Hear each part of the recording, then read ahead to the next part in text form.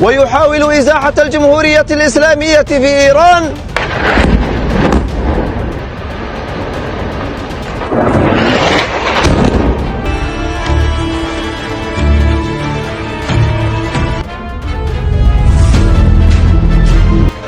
دست به محاربه میزنن با اینهایی که دست به کشته سازی و ترور مردم میزنن. नमस्कार, प्रखर राजपूत को देख रहे हैं यहाँ पर। आज तारीख 12 जनवरी साल 2026 और इजराइल, फिलिस्तीन, लेबनान, पाकिस्तान समेत पूरी दुनिया की खबरों के साथ एक बार फिर से आपके सामने हाजिर हुआ हूँ। दोस्तों, पाकिस्तान अपनी हरकतों से बाज नहीं आ रहा और जो सबक मोदी सरकार को पाकिस्तान को सिखाना चाहिए था, आज उसको लेके खामोशी है। और गोदी मीडिया किस कदर खामोश है, एक बार आप इसको जान ले, फिर आपको मिडिल ईस्ट की खबरों की तरफ लेके चलता हूं। दरअसल कल रात में पाकिस्तान की तरफ से कई सारे संदिग्ध ड्रोन भारत की तरफ भेजे गए। कई ड्रोन राजौरी इलाके में देखे गए, कई जम्मू कश्मीर के पुंछ इलाके में देखे गए, कई किसी और इलाके में देखे गए। अब ये ड्रोन जब दिखाई देते हैं तो देखने के बाद जो बीएसएफ के जवान थे फौरन एक्टिव होते हैं और एक्टिव होने के बाद इन ड्रोन्स को मार गिराते हैं। ये ड्रोन कैसे हवा में उड़ रहे थे, किस हिसाब से फायरिंग हुई, एक बार उसका वीडियो आप स्क्रीन पे देख लें।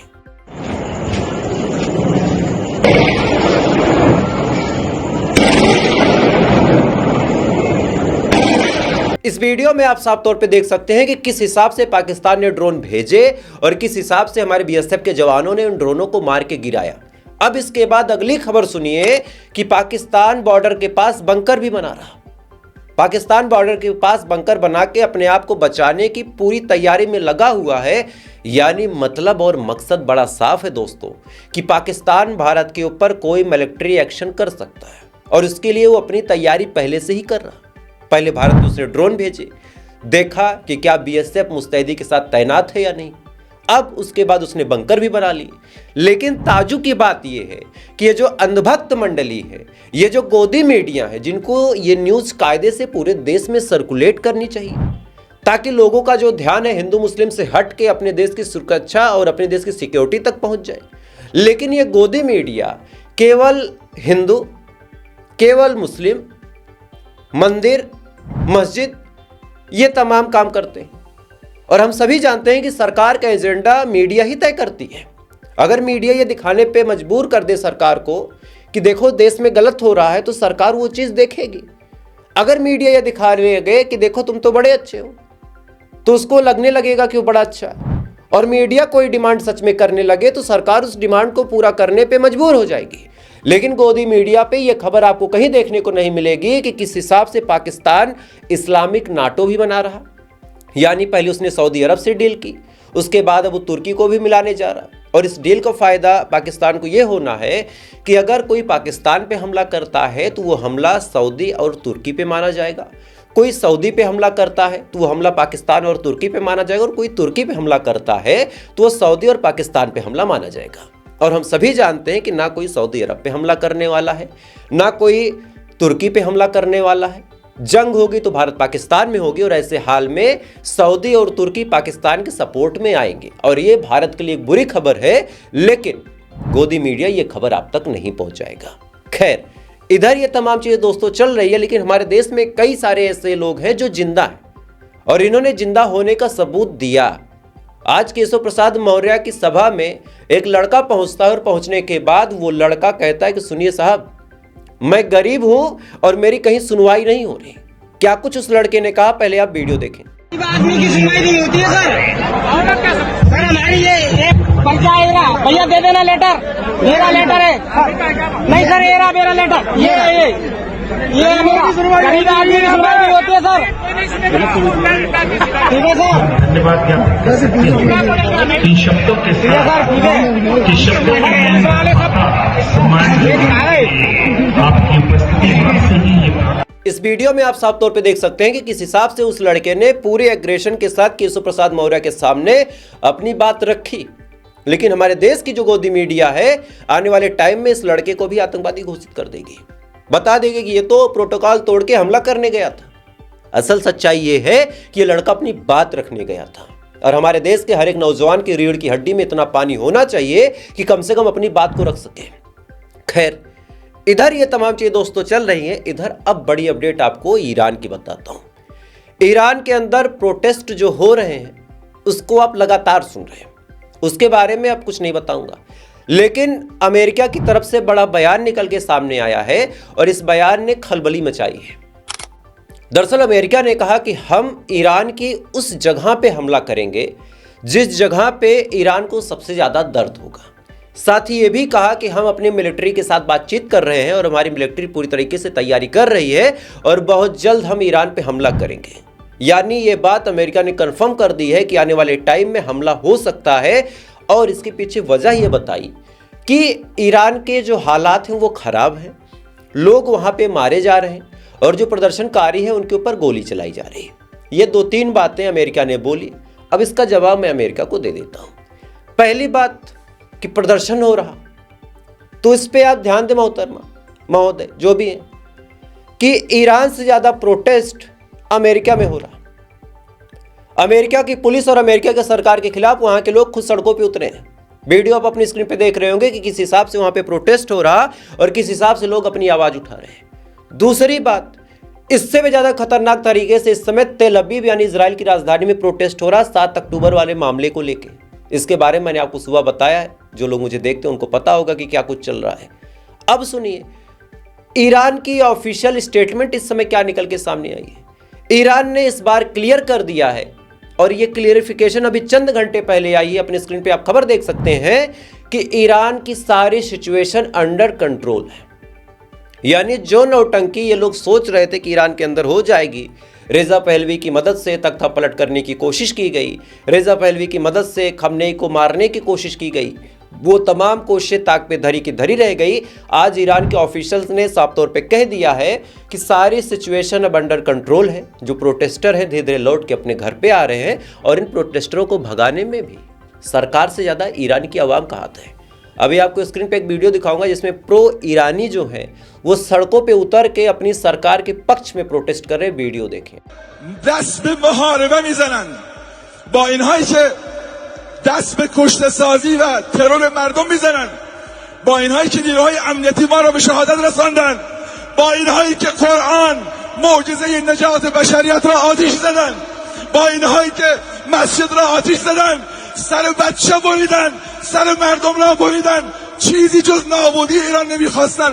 ما از قوه قضاییه میخواهیم اشد مجازات حسب مورد اعدام। इस वीडियो में आप साफ तौर पे देख सकते हैं कि किस हिसाब से ईरान के जो देशभक्त लोग हैं वो सड़कों पे उतरे।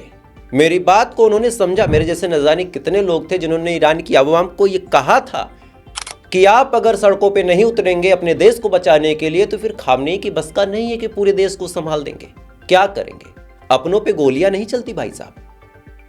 आपका अगर भाई मैदान में आपके खिलाफ उतर जाए तो आप तलवार नहीं निकाल पाओगे। लोगों ने बात को समझा और ये लोग सड़कों पे आए और आने के बाद अपने ईरान की जो सिचुएशन है उसको कंट्रोल कर दिया। और इजराइल और अमेरिका का जो प्लान है काफी हद तक फेल हो चुका है। बस ईरान की आवाम को थोड़ा सा और संभलने की जरूरत है। खैर, इसी बीच अंधभक्तों से सुबह मैंने एक सवाल पूछा था कि भाई साहब ईरान में प्रोटेस्ट हो रहा, उस प्रोटेस्ट को लेके आप लोग बड़े खुश हैं। बहरहाल आपकी अपनी मर्जी, आपकी अपनी आइडियोलॉजी, आप नहीं पसंद करते ईरान की मौजूदा सरकार को तो ठीक है, लेकिन ये जो प्रोटेस्टर हैं ये भाई साहब चाबहार पोर्ट जो भारत ने हजारों करोड़ खर्च करके बनाया उस पर भी हमला करना चाहते हैं। और चाबहार पोर्ट पे अगर हमला हुआ दोस्तों तो इस हमले के बाद भारत का अरबों खरबों का नुकसान है। इस पे अंधभक्तों का क्या कहना है? हालांकि अंधभक्तों की तरफ से कोई जवाब नहीं आया, लेकिन हाँ ईरान के फॉरेन मिनिस्टर की तरफ से जवाब आया है। दरअसल 15 और 16 जनवरी यानी 2-3 दिन में ही ईरान के फॉरेन मिनिस्टर अब्बास अराची भारत आने वाले हैं और भारत आने के बाद बातचीत का जो मेन मुद्दा होगा वो यही चाबहार पोर्ट होगा। न्यूज़ आप अपनी स्क्रीन पे देख सकते हैं, स्पष्ट हिंदी में लिखा है कि ईरान के फॉरेन मिनिस्टर भारत आ सकते हैं और बातचीत का मेन मुद्दा चाबहार पोर्ट होगा। अब मुझे एक चीज नहीं समझ में आती यार, अंधभक्तों ये बता दो, पापा जो हैं वो ईरान के साथ पोर्ट बना रहे हैं और तुम जो हो वो ईरान की सरकार गिरा रहे हो। तो यार ये समझ में थोड़ा नहीं आता कि पापा के साइड हो या फिर पापा तुम्हारे साइड नहीं है या फिर पापा से ही लड़ बैठे हो। क्या बात है? कमेंट करके बताना उन वक्तों जरा। तब तक अगली खबर का रुख करते हैं दोस्तों, और अगली खबर निकल के सामने आ रही लेबनान के हवाले से। लेबनान की आवाम अपने आप को अमेरिका के आगे गिरवी रख चुकी है।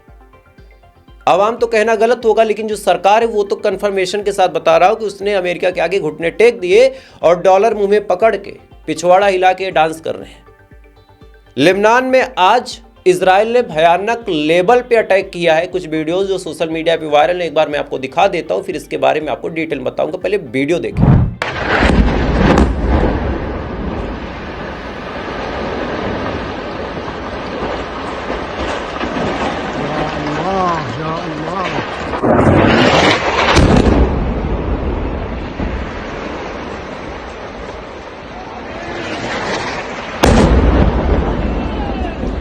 इस वीडियो में आप साफ तौर पे देख सकते हैं कि किस हिसाब से इजराइल ने आज हमला किया है और इस हमले में कितनी कैजुअल्टी हुई होगी। इसके बारे में कोई एग्जैक्ट फिगर है ही नहीं, लेकिन सच्चाई ये है कि जब हमला इतना भयानक है तो कई सारे लोग बुरी तरीके से इंजर्ड हुए होंगे और इस बात को हम आप इनकार नहीं सकते। इसी बीच अब आपको एक सीक्रेट खबर बताता हूँ।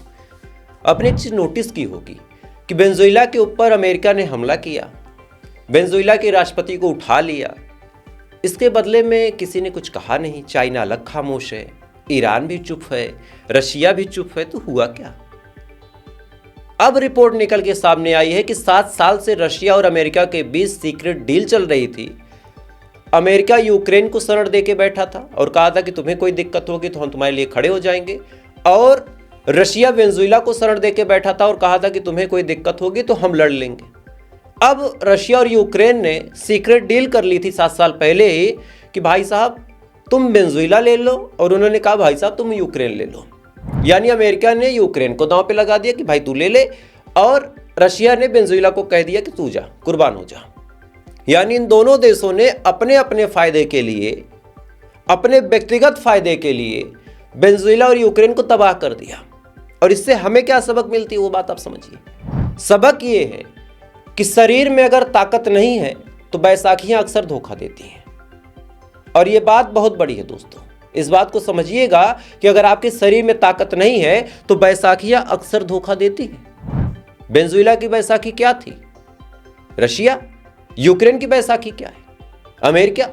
दोनों ने धोखा दे दिया, और उसका रिजल्ट क्या है आप खूब जान सकते। खैर, इधर ये तमाम चीज दोस्तों चल रही, इधर बहुत बड़ी अपडेट निकल के सामने आ रही यमन के हवाले से कि यमन ने पहली बार सऊदी अरब से और भी जो मुस्लिम कंट्रीज हैं उनसे, जैसे दुबई से, सबसे रिक्वेस्ट की है। और रिक्वेस्ट करते हुए यमन ने कहा कि अब हमें आपसी लड़ाई को भूलना चाहिए। ويحاول إزاحة الجمهورية الإسلامية في إيران لأنه يعتبرها العائق الأكبر في طريق إنجاز مخططه، ولذلك فأي هجوم وعدوان أمريكي مساند للعدو الإسرائيلي ضد إيران في إطار الهدف نفسه الرامي لتمكين العدو الإسرائيلي من السيطرة على المنطقة كلها، وهذا ما لا يمكن السكوت عنه لأنه يعني مصادرة حرية واستقلال وكرامة। यमन के प्रवक्ता ने साफ तौर पे कहा कि हमें आपसी लड़ाई को भूलना चाहिए, और साथ ही ये भी कहा कि अगर आज हम लड़ते रहे और ईरान की सल्तनत चेंज हो गई तो फिर हमारा भी कोई फ्यूचर नहीं होगा। अमेरिका एक बार मिडिल ईस्ट में पांव पसार लेगा तो फिर पीछे नहीं हटेगा, और आज ईरान की बारी है, कल यमन की बारी होगी, परसों सऊदी अरब की बारी होगी, और इस चीज में सबको संभलने की जरूरत है। यमन के प्रवक्ता ने साफ तौर पे कहा कि अगर आज हम एकजुट नहीं होंगे तो आने वाले टाइम में अमेरिका हमें चुन चुन के मारेगा। तो आज हमें एकजुट होने की जरूरत है, लेकिन फिर वही बात है कि सबकी आंखों में डॉलर का चमक है। सऊदी कभी नहीं जाएगा, दुबई कभी नहीं झुकेगा। ये सूडान में निहत्थों को मारने वाले, इनके अंदर इंसानियत जिंदा है, आपको लगता है?